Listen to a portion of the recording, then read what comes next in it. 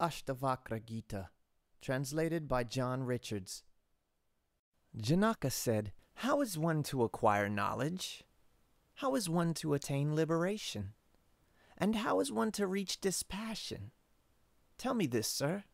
Ashtavakra said, "If you are seeking liberation, my son, avoid the objects of the senses like poison, and cultivate tolerance, sincerity, compassion, contentment, and truthfulness as the antidote. You do not consist of any of the elements, earth, water, fire, air, or even ether. To be liberated, know yourself as consisting of consciousness, the witness of these. If only you will remain resting in consciousness, seeing yourself as distinct from the body, then, even now, you will become happy, peaceful, and free from bonds. You do not belong to the Brahmin or any other caste. You are not at any stage, nor are you anything that the eye can see. You are unattached and formless, the witness of everything. So be happy. Righteousness and unrighteousness, pleasure and pain are purely of the mind and are no concern of yours. You are neither the doer nor the reaper of the consequences, so you are always free. You are the one witness of everything and are always completely free.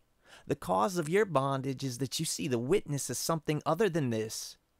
Since you have been bitten by the black snake, the opinion about yourself that I am the doer, drink the antidote of faith in the fact that I am not the doer, and be happy. Burn down the forest of ignorance with the fire of the understanding that I am the one pure awareness, and be happy and free from distress. That in which all this appears is imagined like the snake in a rope. That joy, supreme joy, and awareness is what you are, so be happy. If one thinks of oneself as free, one is free. And if one thinks of oneself as bound, one is bound. Here, this saying is true. Thinking makes it so. Your real nature is as the one perfect, free, and actionless consciousness, and all-pervading witness, unattached to anything, desireless, and at peace. It is from illusion that you seem to be involved in samsara. Meditate on yourself as motionless awareness, free from any dualism, giving up the mistaken idea that you are just a derivative consciousness or anything external or internal. You have long been trapped in the snare of identification with the body. Sever it with the knife of knowledge that I am awareness, and be happy, my son. You are really unbound and actionless, self-illuminating and spotless already. The cause of your bondage is that you are still resorting to stilling the mind. All of this is really filled by you and strung out in you, for what you consist of is pure awareness. So don't be small-minded. You are unconditioned and changeless, formless and immovable, unfathomable awareness, unperturbable. So hold to nothing but consciousness. Recognize that the apparent is unreal, while the unmanifest is abiding. Through this initiation into truth, you will escape falling into unreality again. Just as a mirror exists everywhere, both within and apart from its reflected images, so the Supreme Lord exists everywhere within and apart from this body. Just as one and the same all-pervading space exists within and without a jar, so the eternal, everlasting God exists in the totality of things. Janaka said, "Truly, I am spotless and at peace, the awareness beyond natural causality. All this time I have been afflicted by delusion. As I alone give light to this body, so I do to the world. As a result, the whole world is mine, or alternatively, nothing is. So now that I have abandoned the body and everything else, by good fortune my true self becomes apparent. Waves, foam, and bubbles do not differ from water, In the same way, all this which is emanated from oneself is no other than oneself. When you analyze it, cloth is found to be just thread. In the same way, when all this is analyzed, it is found to be no other than oneself. The sugar produced from the juice of the sugar cane is permeated throughout with the same taste. In the same way, all this produced out of me is completely permeated with myself. From ignorance of oneself, the world appears, and by knowledge of oneself, it appears no longer. From ignorance of the rope, it appears to be a snake, and by knowledge of it, it does so no longer. Shining is my essential nature, and I am nothing other than that. When the world shines forth, it is only me that is shining forth. All this appears in me, imagined due to ignorance, just as a snake appears in the rope, the mirage of the water in the sunlight, and silver in mother of pearl. All this, which is originated out of me, is resolved back into me too, like a jug back into clay, a wave into water, and a bracelet into gold. How wonderful I am! Glory to me, for whom there is no destruction, remaining even beyond the destruction of the world, from Brahma down to the last clump of grass. How wonderful I am! Glory to me, solitary even though with a body, neither going or coming anywhere. I who abide forever, filling all that is. How wonderful I am! Glory to me! There is no one so clever as me. I, who have borne all that is forever, without even touching it with my body. How wonderful I am! Glory to me! I who possess nothing at all, or alternatively, possess everything that speech and mind can refer to. Knowledge. What is to be known? And the knower. These three do not exist in reality. I am the spotless reality in which they appear because of ignorance. Truly, dualism is the root of suffering.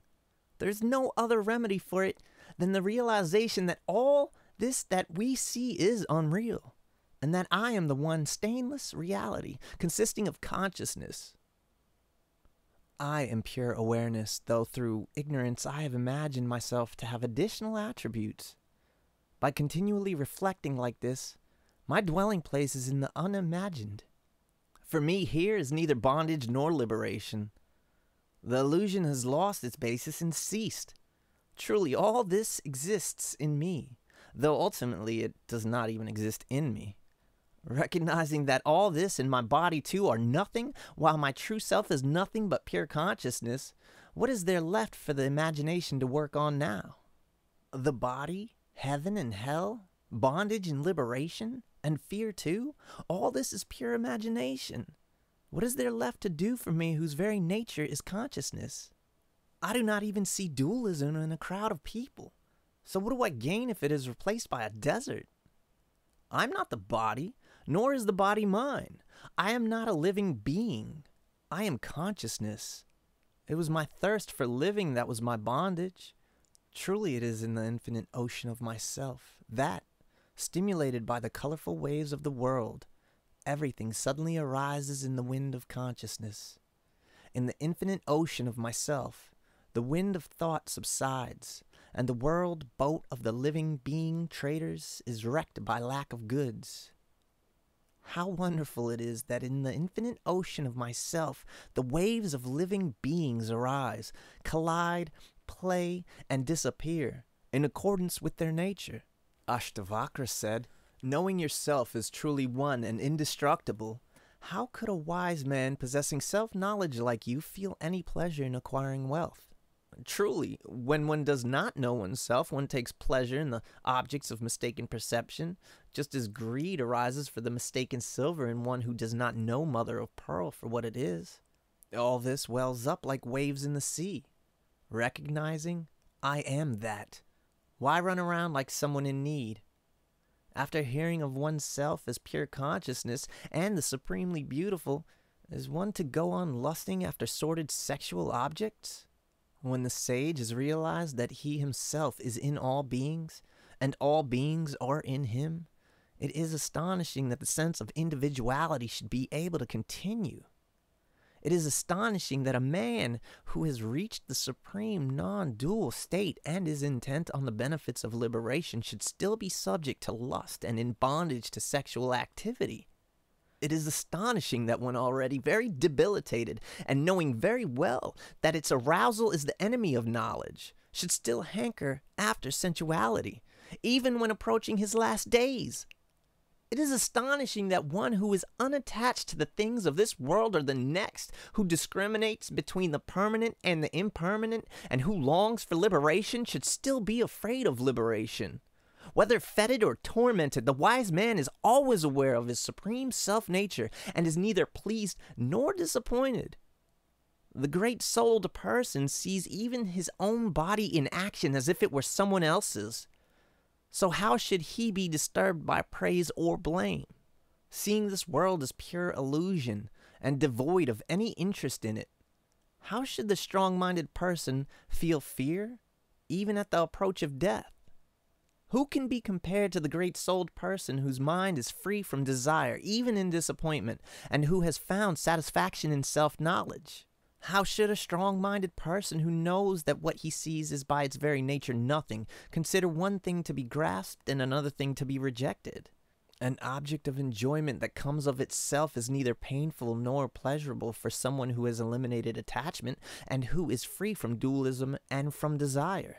Ashtavakra said, "The wise person of self-knowledge, playing the game of worldly enjoyment, bears no resemblance whatever to samsara's bewildered beasts of burden. Truly, the yogi feels no excitement even at being established in that state which all the devas from Indra down yearn for disconsolately. He who has known that is untouched within by good deeds or bad, just as space is not touched by smoke, however much it may appear to be. Who can prevent the great-souled person who has known this whole world as himself from living as he pleases? Of all four categories of being, from Brahma down to the last clump of grass, only the man of knowledge is capable of eliminating desire and aversion. Rare is the man who knows himself as the non-dual lord of the world, and he who knows this is not afraid of anything." Ashtavakra said, "You are not bound by anything. What does a pure person like you need to renounce? Putting the complex organism to rest, you can find peace. All this arises out of you, like a bubble out of the sea. Knowing yourself like this to be but one, you can find peace, in spite of being in front of your eyes. All this, being insubstantial, does not exist in you, spotless as you are. It is an appearance like the snake in a rope, so you can find peace, equal in pain and in pleasure, equal in hope and in disappointment, equal in life and in death, and complete as you are, you can find peace." Ashtavakra said, "I am infinite like space, and the natural world is like a jar. To know this is knowledge, and then there is neither renunciation, acceptance, or cessation of it. I am like the ocean, and the multiplicity of objects is comparable to a wave. To know this is knowledge, and then there is neither renunciation, acceptance, or cessation of it. I am like the mother of pearl, and the imagined world is like the silver. To know this is knowledge, and then there is neither renunciation, acceptance, or cessation of it. Alternatively, I am in all beings, and all beings are in me. To know this is knowledge, and then there is neither renunciation, acceptance, or cessation of it." Janaka said, "In the infinite ocean of myself, the world boat drifts here and there, moved by its own inner wind. I am not put out by that. Whether the world wave of its own nature rises or disappears in the infinite ocean of myself, I neither gain nor lose anything by that. It is in the infinite ocean of myself that the mind creation called the world takes place. I am supremely peaceful and formless, and I remain as such. My true nature is not contained in objects, nor does any object exist in it, for it is infinite and spotless. So it is unattached, desireless, and at peace, and I remain as such. I am pure consciousness, and the world is like a magician's show. How could I imagine there is anything there to take up or reject? Ashtavakra said, bondage is when the mind